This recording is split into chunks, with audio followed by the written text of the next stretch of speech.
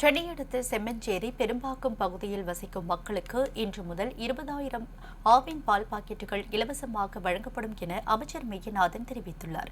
சென்னை மாநகராட்சியின் 15வது மண்டல பொறுப்பாளராக தமிழக சுற்றுச்சூழல் துறை அமைச்சர் மெய்யநாதன் நியமிக்கப்பட்ட நிலையில் வெள்ள நீர் வடியாத இடங்களில் ஆய்வு மேற்கொண்டார். நிவாரண முகாமில் தங்க வைக்கப்பட்டுள்ள மக்களுக்கு பிரெட், பிஸ்கெட் உள்ளிட்ட பொருட்களை அவர் வழங்கினார். பின்னர் செய்தியாளர்களுக்கு பேட்டியளித்த அவர் செம்மஞ்சேரி பெரும்பாக்கம் போன்ற பகுதிகளில் வெள்ளத்தால் பாதிக்கப்பட்ட குடும்பங்களுக்காக 20,000 ஆவின் பால் பாக்கெட்டுகள் இலவசமாக வழங்கப்படும் என்று கூறினார்.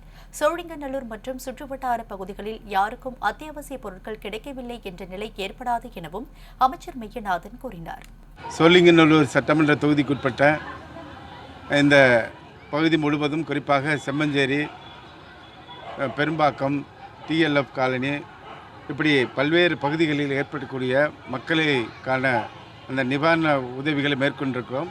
நமது மாண்புமிகு சோழிங்கநல்லூர் சட்டமன்ற உறுப்பினர் அண்ணன் அரவிந்த் ரமேஷ் அவர்கள், அதேபோல் நோடல் ஆஃபீஸர் எல்லோரும் இந்த பணியினை நாங்கள் மேற்கொண்டு வந்திருக்கிறோம். குறிப்பாக பார்த்திங்கன்னா இந்த பகுதியில் இருக்கின்ற மக்களுக்கு உணவு காலையில் பார்த்திங்கன்னா 45,000 பேருக்கு கொடுத்தோம், மதியானம் 60,000 பேருக்கு கொடுத்தோம்.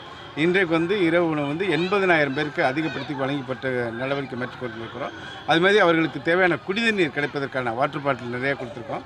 அதுமாதிரி வெட்ரோ வாட்டர் மூலமாக அவங்களுக்கு குடிநீர் கிடைப்பதற்கான நடவடிக்கை மேற்கொண்டு வந்திருக்கிறோம்.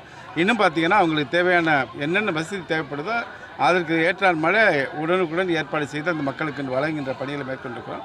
குறிப்பாக இன்றைக்கு அந்த தண்ணீருடைய அளவு குறைஞ்சிருக்கு. இருந்தாலும் அந்த பகுதியில் இருக்கின்ற மக்களுக்கு அடுத்த கட்டமாக கிட்டத்தட்ட 250 அப்பார்ட்மெண்ட்டுக்கு மேலே ஸ்லம் போர்டு மக்கள் வசிக்கக்கூடிய அந்த பகுதிகளில் அவங்களுக்கு தேவையான ஒரு மருத்துவ முகாம் நாளை காலையில் நடைபெற இருக்கிறது. அது இல்லாமல் அந்த மக்கள் என்னென்ன வசதி கேட்குறாங்களோ அதனே நாங்கள் இங்கேயே தங்கியிருந்து உடனுக்குடன் அந்த மக்களுக்கு நிறைவேற்றி கொடுப்பதில் அனைத்து நடவடிக்கைகளும் மாண்புமிகு தமிழ்நாடு முதலமைச்சருடைய வழிகாட்டுதலில் மேற்கொண்டிருக்கிறேன் என்பதை தெரிவிச்சுக்கிறேன். சோழிங்கநல்லூர்